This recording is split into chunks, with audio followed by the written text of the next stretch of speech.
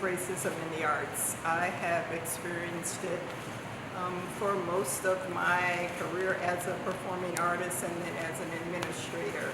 I would say the way that it most presents itself is through a lack of understanding by people of primarily the Caucasian culture and understanding the importance of African American culture.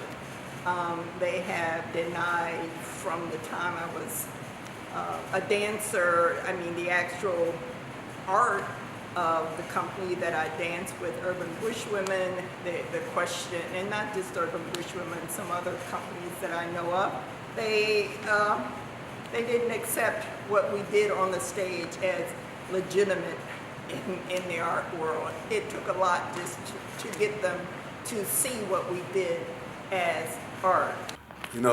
Since we've been doing these town hall meetings, and I hear a lot of people talking about the racism that they've experienced in theater, and even though I've been working, acting, doing theater for a long time, I can't say that I can directly say that I've experienced any racism directly.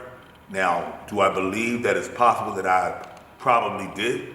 Probably, because I believe in systemic racism. I believe racism is embedded in our country. So for me to not experience it directly is one thing, and for it to be there is another thing. Do I ever think it'll be resolved? Z, you and I have talked about this 1,000 times. It is so embedded in this society, I don't know if it will ever be resolved. In my personal opinion, I don't know that I agree that there's a demise. I think what there's a demise of is what we have grown to understand the black theater as being. And in truth, if you look at what's going on in Freedom Theater in Philadelphia, there's really only 4 left, considering the tearing apart that the present administration is doing in its relationship with its past and with the community. But when you look at least that I've seen, in what's happening, like it happened in the Black Arts Movement, if you look at the street, like if you look at communities, I think there's actually a resurgence of young people that are making really interesting, really smart kinds of theater at places all over the country, like CEC, where we are right now. Like in Philadelphia, you've got people like Cash Goings, you got some of the stuff I'm doing, like you got stuff like First World, like that, where people are directly connecting to the community and are telling important stories. I think the issue is what kind of attention is that work getting? I think right now what we're seeing is that those theaters and those voices are disparate, but I think there's a lot of them. And I think that what we need to start doing is looking at the black theater as a model other than the theaters that are about 40 or 50 years old, because it's just a very different time. I think the African American theater community is necessary. For people like me, on my personal experience, it's an avenue where you get to make connections, where you get to get your feet wet, where you get to gain experience, where you get to build your resume, where you get to learn the inner workings of what theater is. Also necessary for the communities, whether it's the story that they're telling that is speaking about a current situation or a time, whether it's just talking about the youth, whether it's talking about building yourselves up. So I think the involvement of African American men in theater would go a long way in helping to improve or to enhance the outlook of African American boys on how they view society and how they accept society's view on them. I say this because I know what the theater has done for me. The men that were involved growing up in the 70s in Harlem, I was taught theater by a gentleman named Al Fan, and I didn't pay any money.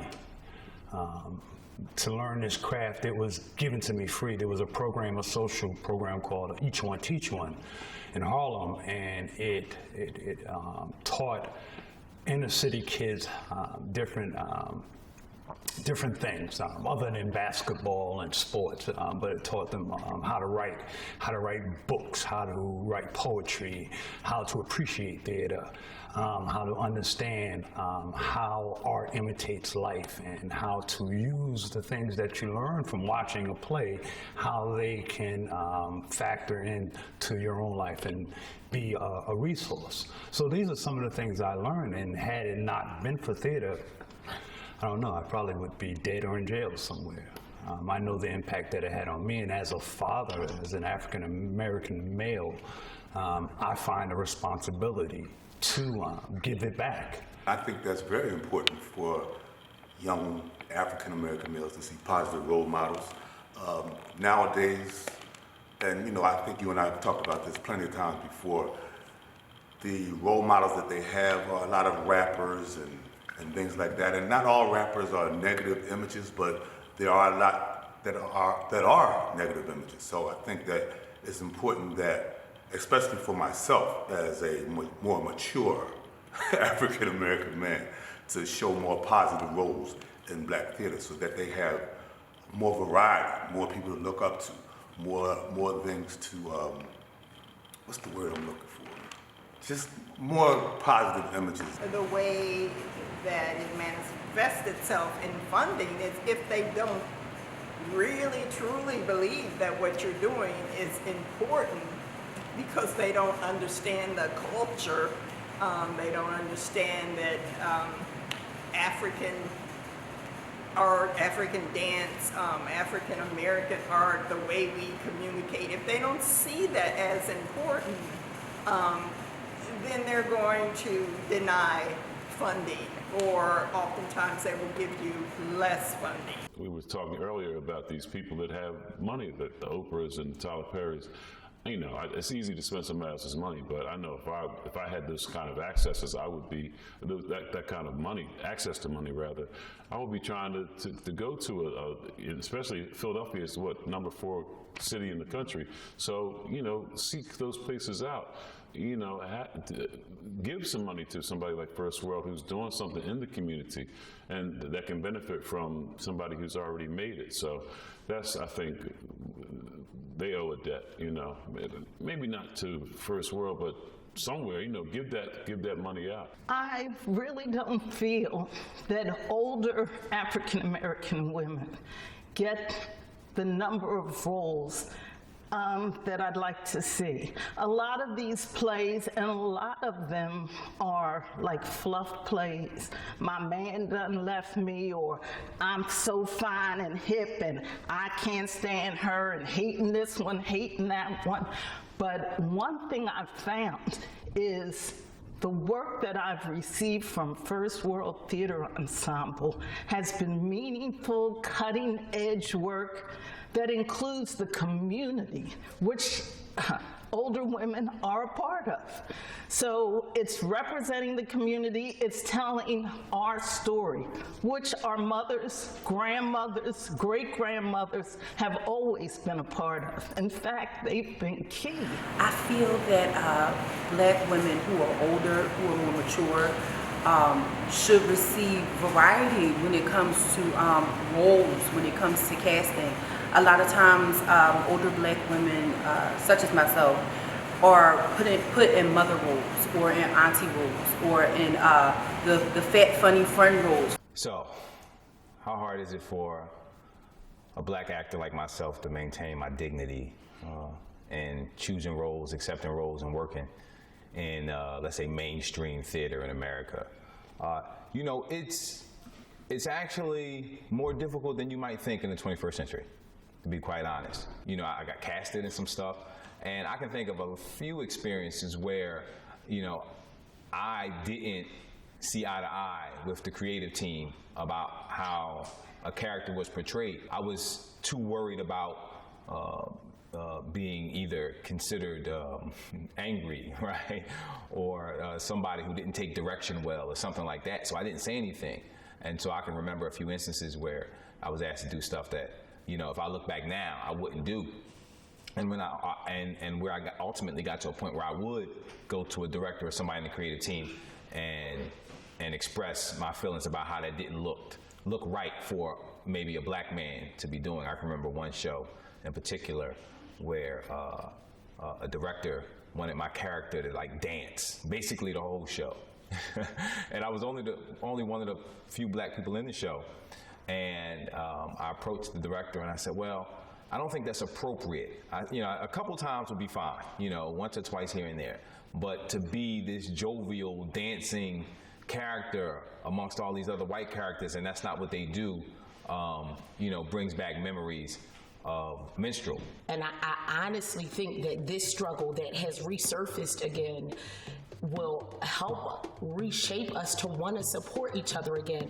I can only hope and pray that it will be a long-lasting thing and that we not, just go back to being individualistic. We can't do anything really alone. The only thing that you can really do alone is fend for your household. But if we want to leave legacy for the generations to come, then we have to do it together. I think that it is very important for Black theater artists, theater makers, creators to, of course, have their own identity. Everybody has a story that they want to tell, and it's valid.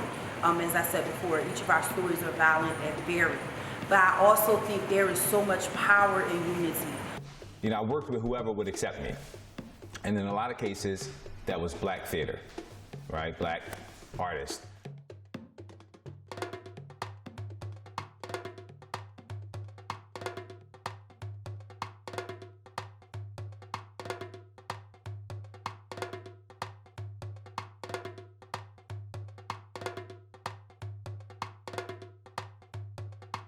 Art is life, and life is art. We cannot survive without art and the important work that theaters are doing. And the fact that the number of theaters have been reduced speaks to the fact that it's a struggle. We have stuff that we need to say as a community. The country, the state of affairs for Black people, it hasn't changed much. My mom's 60, and I feel like she was in this position. Here I am, I'm in this position. We still have a lot of stories to tell, not just about, I guess the usual narratives. I feel like we have deeper stories.